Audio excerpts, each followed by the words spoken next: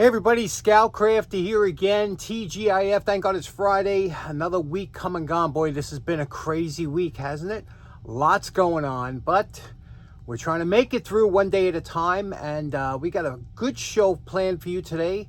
Nice project planned, but first, wanted to talk real quickly about something that we did last episode. Let's get to that right away. Okay, last episode we did Brian's brother's entrenching tool, Vietnam era, and if you remember, it came with this cover, and this cover did not fit. Now there was a lot of speculation. I said it felt like it was hitting something over there, and everybody had different things of what it could have been. Some people even said shrinkage. Well, when everything that comes to the military, it has to be a pre-shrunk. In other words, that all this material that's one of the specifications, it has to be pre-shrunk because obviously everything gets wet. And if it was to shrink up in the field, then nobody's gear would work. So everything has to be pre-shrunk. So we can forget about that. And let me show you one thing just to show you. This is the one that fits here, okay? I'm going to flip this over here. I'm going to take a measurement across the side here, okay, from end to end. And if you notice, the measurement here is 7 3/8, okay, across. Now I'm going to take the other one that didn't fit, okay, I'm going to do the same thing, and this one is almost 7 1/2. So this is actually wider, okay, so the shrinkage thing is out. Now let's talk about the rivets, which a lot of you seem to have pick out because you have eagle eyes out there, really good. So let's do the rivet theory. Okay, this is the cover that doesn't fit. We'll take a caliper and we'll go from the center of one rivet to the center of the other. Okay, now that's set. Center to center, you can see how wide it is. Now we'll take the new case, the one that does fit, and we'll do the same test. Here I'm going to the center of one rivet, and look at this. We're about 1/2 inch short of reaching this. So the rivets are wider, so I think that is our culprit. You were very good at picking that out. The rivets are spaced too far in on this entrenching tool cover for it to work with that one. And that's what I think the problem was. Okay, next up, we like all kinds of different things. So today, we're going to take a look at this here. This beautiful vintage Sessions clock. Look at that, huh? This is an old-timey clock. However, it doesn't work, from what I understand, it doesn't work. But I got it cheap enough that I said, you know what? I'll take a chance. So the first thing I'm going to do is plug it in and see if it works. So I have a plug here. Take a look at this plug. It don't look original, but we're going to plug it in anyway. Okay, plugged in, not working. So what do you say we give this a shot? Put on our little clock repair hat and see if we can't get this to work. Now, Sessions Clock Company started in 1903 from William Sessions and his nephew Albert. And they were quite popular. They used to make a lot of mechanical movements and things like that. Then they turned to electric. A lot of other companies were using their movements. They were doing very well. And then like the 50s or 60s, they were sold, and then it went out of business shortly after. But they had a good run in the beginning. If you look here, it says this Session clock, self-starting. So, some of the early ones, you had to actually start them when you plugged them in. Self-starting, Forestville, Connecticut, model 6W, 60 cycle AC, 116 volts, kind of unusual, right, to have that. Usually it's 115, 2.5 watts. Here are the patent numbers. This, like I said, is a model 6W, and there are these screws. These are common. They're like a hollow nut, and you just take off these two, and that gives you access to the back. Now, you really didn't have to do much maintenance on here, but sometimes a lot of people would get in here to oil or whatever. So let's pull off the back. The back was a fiberboard. Okay, and here we go. Here is the clock. And you can see by the wire nuts, somebody was in here before, because I don't think they used wire nuts in the beginning. But it's a very common movement. A lot of times when these don't work, people will take them away. But I could see from a little bit of oil, it looks like somebody tried to oil this before. And maybe they used the wrong oil or whatever. So what we're going to do is try and take it apart as much as we can clean the movement. Since this is moving, we're going to clean it.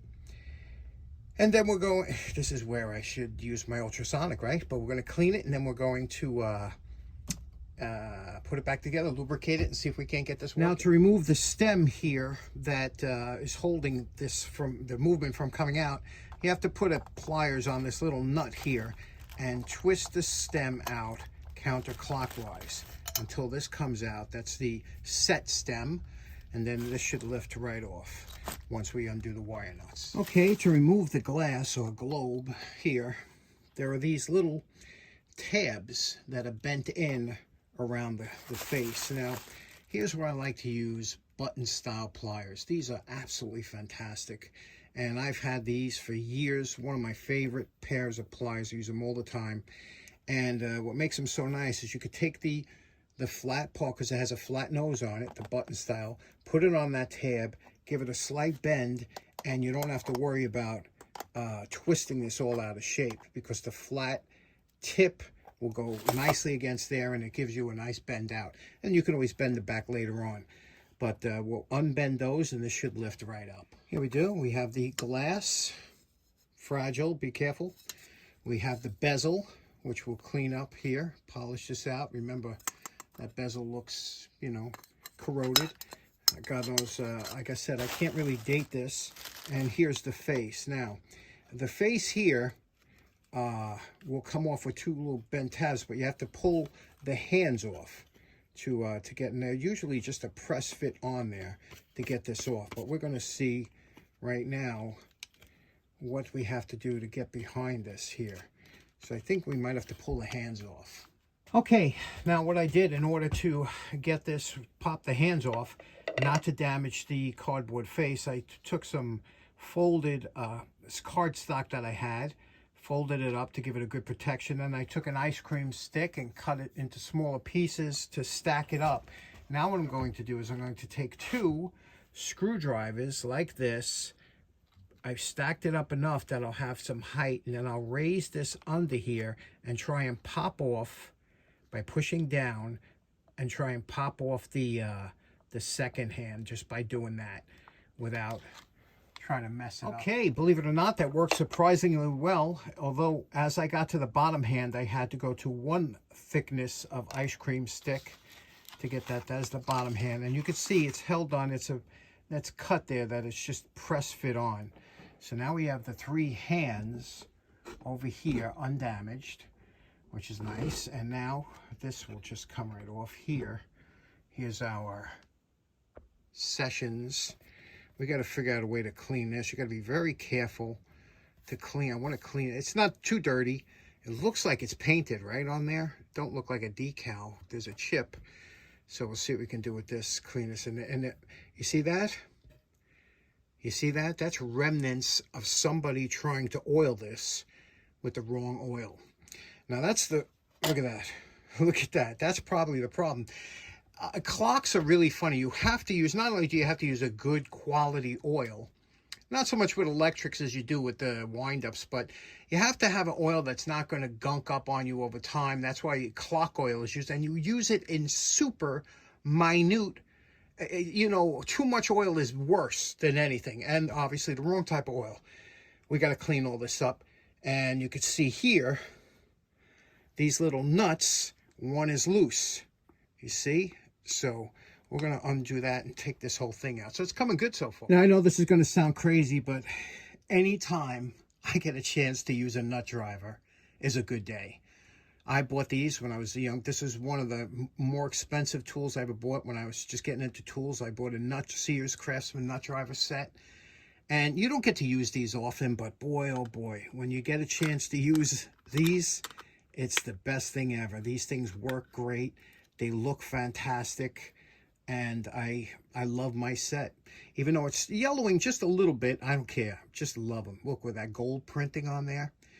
I know some of you guys have them out there, nut driver sets, and it's so much better than putting a socket on an extension, you know. And they're hollow inside. Love them.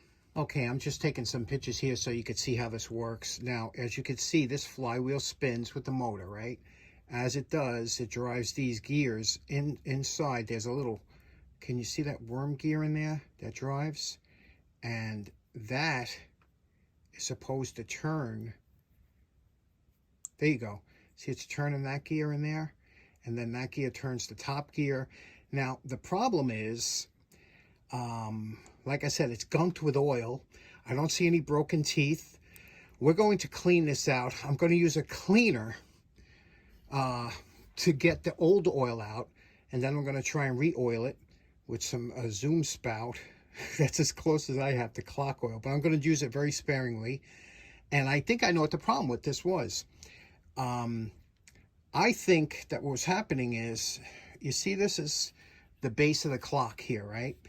And these are called standoffs, okay? And on that standoff, there was two, I believe, brass round tubes that went in here, right? I believe this, somebody put this on here. I don't believe this is the correct one, but I think they were brass. They went on here like this, and it held this backing, the wood backing, off of the clock. And I see now one's missing. So I think when the nuts were tightened down, and you can see here it's too low, what happened was the back of the wood was touching this flywheel and stopping it from spinning. That's what I think. So I'm going to get some standoffs, going to get some tubing, put it up here so it's high. You don't need that much. And then we're going to clean it, reassemble it, and keep our fingers crossed. To get all this grime and gunk off, I'm going to use, I guess what some of you guys are going to be like, no way. I'm going to use electronic cleaner, because that's almost like a light-duty brake cleaner that will not hurt the motor. And I'm going to get all that oil off, and then I'm going to oil each part with that zoom spout, just a tiny part with a tooth. Now that cleaner works really good, and you can see all the grime. I just sprayed it there, and look at all the dirt that it sprayed out of there. Now I'm just going to go with a toothpick and clean all these, anything that's in between, pull the gears off here, wipe it down, and then I'm going to reassemble it with some lubricant. Just to give you a point why the wrong oil is the worst thing you could do, is this is the oil that dripped off there. I tried a bunch of different lubricants. I cannot get this oil off. Look at how this oil dries, and that it dries on all the parts like that. Of course, it gets hot inside of a clock, and what happens when it dries like that, it binds everything up. You think you're helping it by lubricating it, but with the wrong lubricant, you're actually binding it up. So that's what happened. Look at this is all that whoever put whatever kind of lubricant was in there. You see what it did? It sticks to it and it turns to like glue. Okay, we put the hands back on, cleaned the face, cleaned the ring as best we could get it. Now we have to deal with the outer ring. Here, look at this. So, and the paint is real thin on here. I don't know what we're going to be able to do. We'll try a little bit of polishing compound, although this is a candidate for a respray if there ever was one. But I've had good luck with the polishing compound before, so let's give that a shot. Now the original grommet was dried out, so we're going to replace it with a new grommet. And to put them in, you just squeeze it in and press it in. They come out real nice, and it protects the cord. Okay, it's been cleaned, lubricated, new cord put on. Let's try it out. Let's plug it in. There we go. It's spinning. It's quiet. Okay, let's put the standoffs on and the back on, and let's see how it's running. Okay, so besides the wrong gunked up oil, I believe this was another issue we had with this car. Remember, this was what was in there for the standoffs. I don't believe this is original, but I cut two standoffs longer out of this. These are old Target aluminum shafts for archery.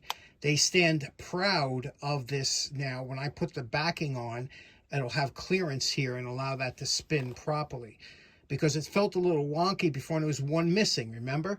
So I think that's a good point. And let's button everything up and see how it runs. And we're calling this project done. What do you think? That's the original paint. You can see some wear marks, you know, around the bezel and whatnot, but cleaned up the backing. It's running beautifully, super quiet. Listen. Can't hear it at all. And it's a beautiful clock, isn't it? It's got those Art Deco style numbers on there. I like it a lot. Let's check the wattage drawer.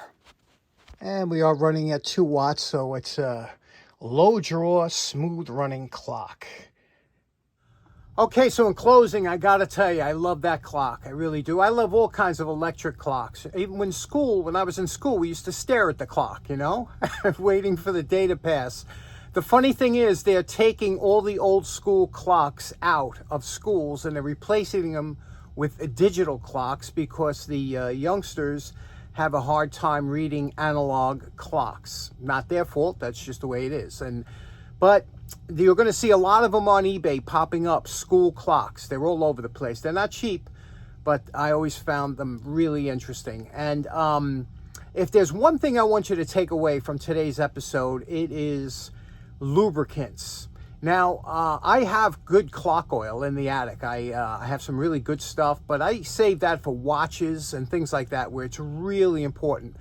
But for some of your mechanical clocks, cuckoo clocks, electric clocks, things like that, it doesn't have to be such a superior quality oil. You can get away with other things. The main thing is you need an oil that's not going to gum up over time. And unfortunately, some of our favorite oils that we grew up with are the worst oils to use because of the detergents in them. And when the oil starts to dry out, the detergents become a gummy mess. So, you know, like something simple like mineral oil is actually a really good oil. But the synthetic oils that you can come by today are just fantastic. And also, in a pinch, you can use synthetic motor oil, like a 0W40, something full synthetic. A lot of clock guys actually use that oil. So it's something else. Stay away from the old oils that we grew up with that don't have a place when it comes to clocks or sewing machines. You got to stay away from that stuff. Anyway, hope you enjoyed today's episode. Hope you have a great weekend. We will see you again on Monday. Take care now. Bye-bye.